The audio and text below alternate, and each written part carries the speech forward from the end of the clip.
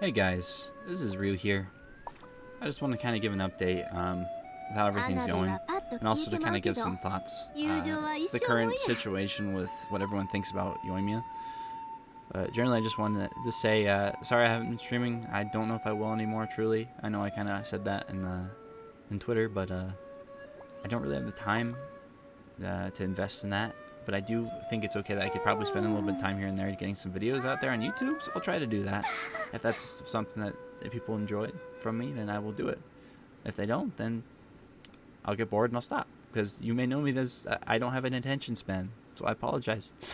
In any case, I'll just try to be here a little bit and get those videos out there for everybody. Now, the point of the video I wanted to put on today is I know that generally there's so many of these now. There's kind of a decent debate going on now about is Yoimiya worth it as a character. Now, I want to come out with this weird perspective.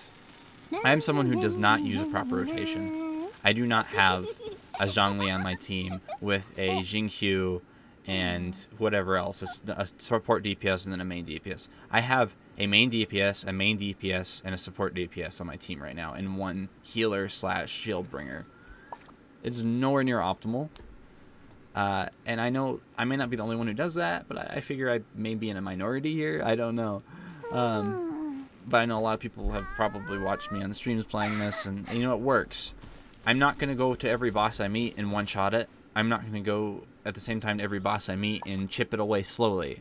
So yeah, some bosses suck, like the big old fatty dragon guy in the domain for Zhongli's battle for a story. He's hard. He's a hard boss, honestly, but he's the only one I have trouble with. So, from my perspective here, was Yoimiya worth it for me? She's my favorite character now, so I would say yes. But from a perspective of usefulness, I think every character can be useful, and that has 100% been said many times in many videos. You could make Amber useful. You could use her in anything you wanted. No problem.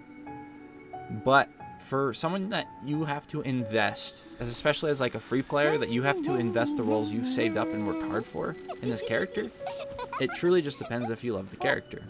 Yoimiya, once again, my favorite character now. Her personality, her voice actor in the JP, and I actually really like her English voice actor as well, but the Japanese dub voice actor is fantastic. Just the way she talks is amazing. I love the personality she gives her. Her design, everything about her is just awesome. I have fun with her gameplay, and I know it's very simple gameplay, but the way that she shoots and can jump around, and her ult is a lot of fun too, even though her ult actually kind of sucks. But what it does after you use it is kind of cool. Generally, she was worth it for me. I would like constellations for her, and I know it makes her really decent with full constellations, but it's not going to happen. I don't have that much money. But it's alright. So if you want Yoimiya, go for it, because let's do this twice here. This is my normal team I'm using for most content right now, so I do not have a proper lineup in everything I do. But here, watch. So let's do a Diona shield there and get Hu Tao off. Let's get that buff going, and how fast does he die?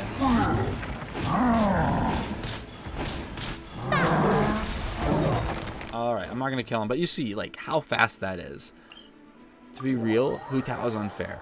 And she is meta. She probably still has the highest burst in the game if you build her correctly. And if you have a proper team around her and use buffs. Like, I don't know how many millions of damage I've seen in a top video like with a proper setup like that. It's nuts. So from that perspective, Hu Tao was incredibly worth it, and if you want a meta team, yeah, you're probably using Hu Tao. But let's just say you're like me, you don't care about the numbers as much, you don't care about rushing content, and you just kind of enjoy the game for what it is. Yoimiya is worth it, if you like her character. Why?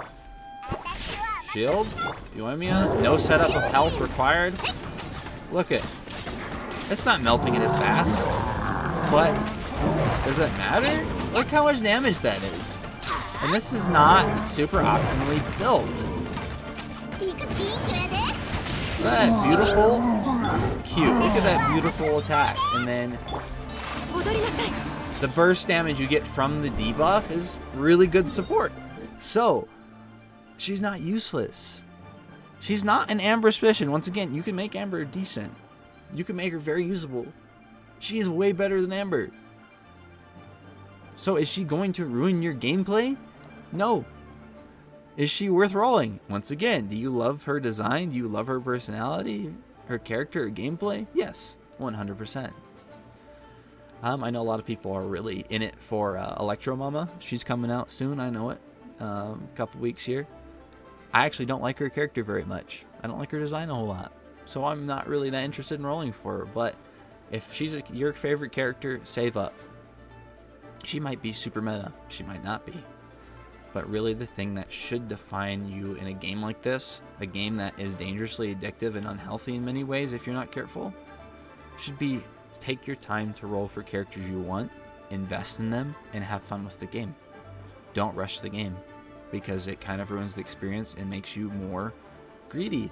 It makes you want to roll more because that's the content you have left after you've used all your resin for the day, after you've done all the quests, is a desire to roll for more things and to build your characters optimally.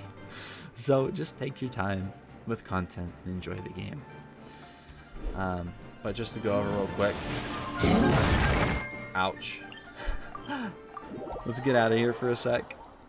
Last thing, just to go over what I built for Yoimiya. For that damage I got, I'm not super optimally built. Using not her best artifact set, I'm using a kind of still meta one, Gladiators with Crimson Witch, which I think is a really good setup. It gives you decent damage.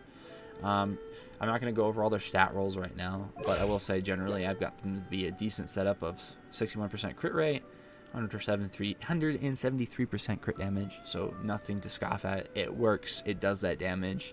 It's not a little damage, it can do any enemy in the game decently. I'm using Rust because as much as I wish I had her bow, it's a lot of money to invest in more on her, and Rust honestly isn't that far behind the new bow, the new 5-star bow, so it works super well. And if I wanted to, I could also switch to Amos, which I'm saving for Ganyu because I'm definitely getting Ganyu. And I'll have my 2 bow characters, and I'll use them both on the same team and not care. But yeah, she works. She's great. Talents 7, 8, 6.